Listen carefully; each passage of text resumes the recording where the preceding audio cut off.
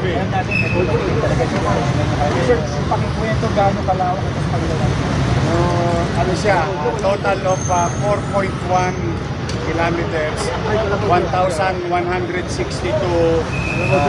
na ilaw at 24,000 lumens. Ito ay programa ng inyong pamahalang lungsod kung saan isa sa inire-request sa akin ng mga netizen, lalo na yung mga nagde-deliver ng pagkain sa motor, ano yung mga dinadala sa mga bahay-bahay, mga Grab, no? Marami na aksidente dito, dala na madilim talaga ang ilalim ng Skyway. With that, nung pag-upo ko, at saka si Vice Mayor Chi, mga kasama ko, nagulat kami, wala naman kami kakayanan. Pangarap lang ang meron kami para turunan ng kaligtasan ng ating mga nagmamaneho ng 4 na gulong at 2 gulong. Sabi ko kay Engineer Randy Sada, pwede ba magplano tayo? Gawa mo na sukat at gusto ko yung nangyari sa Top Avenue no first term natin, gawin din natin sa lahat ng Skyway na nakapaloob sa Maynila. From the boundary all the way to saan madilim na madilim. Now, with the good heart of Ramon Ang, nagsulisit kasi ako sa kanya, umabot ng 20.8 million pesos yung project. At ito ay dinonate ng buong ng San Miguel Corporation. Pinagpapasalamat din namin sa Skyway, sa Toll Regulatory Board, mga national agencies and GOCCs. Hindi naman namin matatagumpayan to, kundi rin namin sila partner. So, private sector, national government, and your local government. Excited ako para sa inyo. At least ito'y makatulong na maiwasan ang aksidente ng ating mga nagmamaneho sa lugar natin. Mayor, ilang barangay po ang nasasakupan nito? Good question. 32 barangay ang yung inikutan natin. 32 barangay. In fact,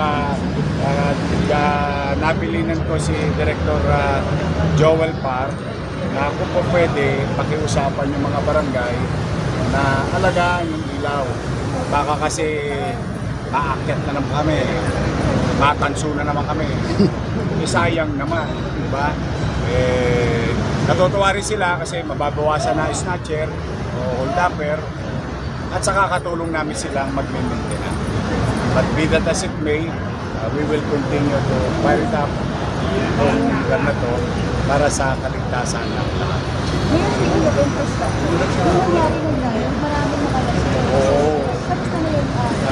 Umabot sa most of it, especially yung superficial things, no? Yung mga piniturahan nila na ano natin turahan.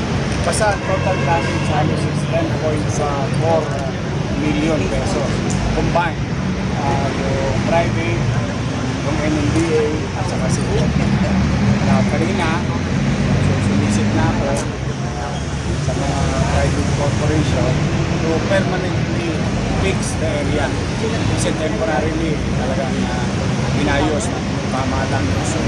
Overnight, yung buong recto at saka Top Avenue Doton hanggang doon sa tulay ng Santa Cruz.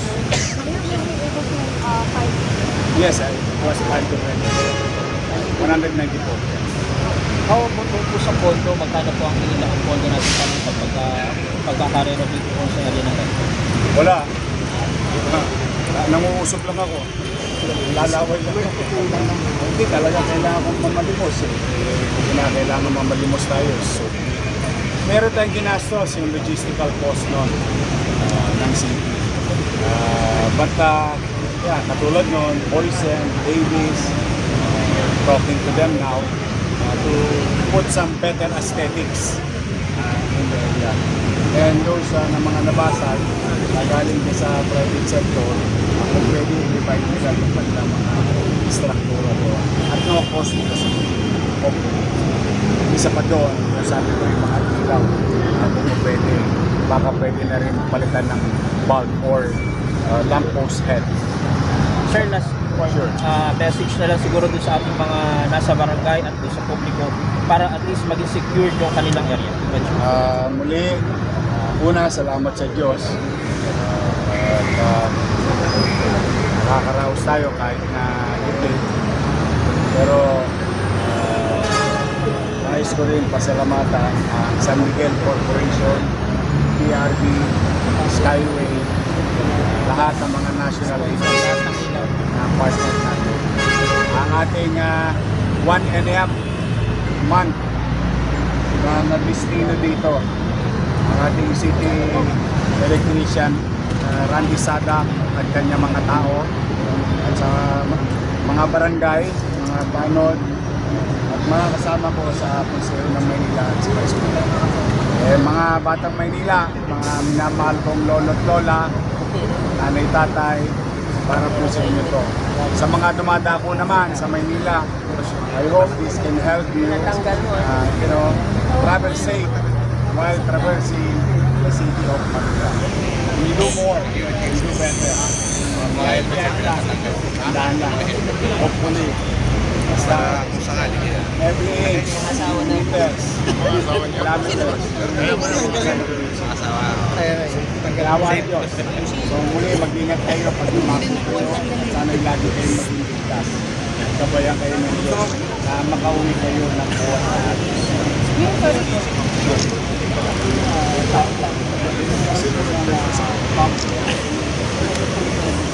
Wala naman.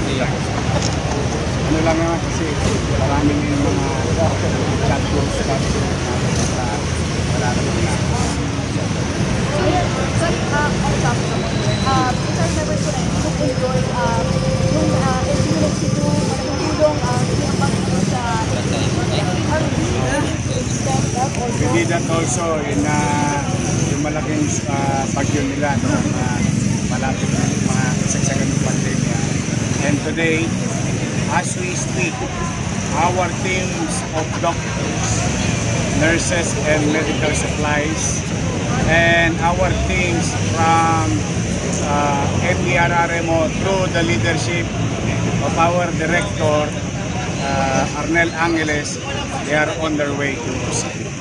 We already coordinated and kahit na kaunti man lamang mga medical professionals, makatulong man lang kami sa kinakaharap ng ating mga kababayan Cebuano na may mga kamag-anak din sa Maynila. Nakikiramay tayo sa pamilyang nandoon. Ito, tama lang. Yung mga medicines and other materials like that may be needed in this industry.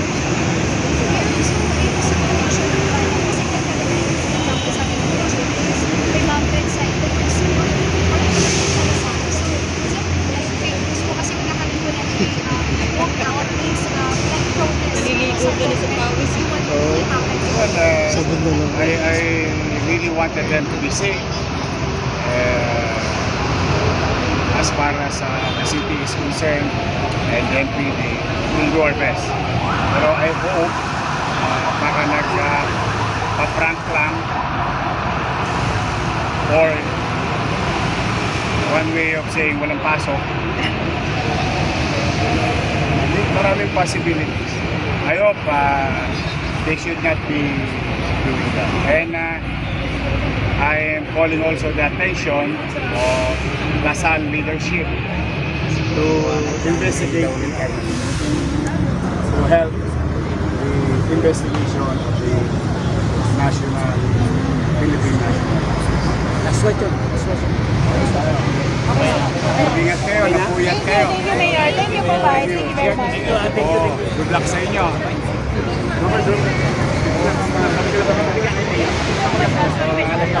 No, it's okay. Sorry.